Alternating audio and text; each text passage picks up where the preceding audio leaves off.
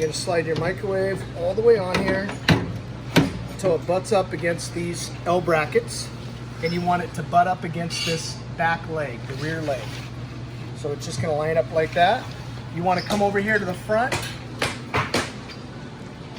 and double check that it's nice and square. See my line here? I don't want the microwave cockeyed.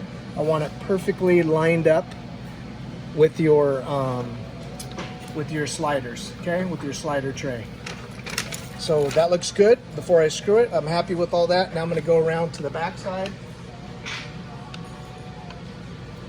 Come over here. And I'm going to take these self-tapping screws.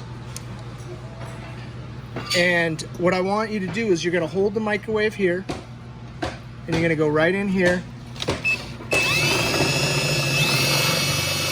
Don't overdo it. Just button it up just like that. If you do it too much, it's just going to spin and it'll strip, and it won't really have any integrity to hold the microwave.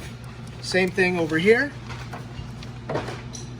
And you're screwing in right into this metal plate down here, okay? Hold the front of the microwave so it doesn't move on you. That's it. Notice I didn't keep going and strip it out. So now the microwave won't go anywhere. It's nice and snug.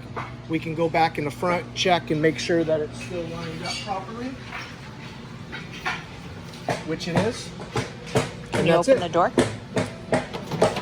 Sweet. And then everything opens up. Your slider's still closed.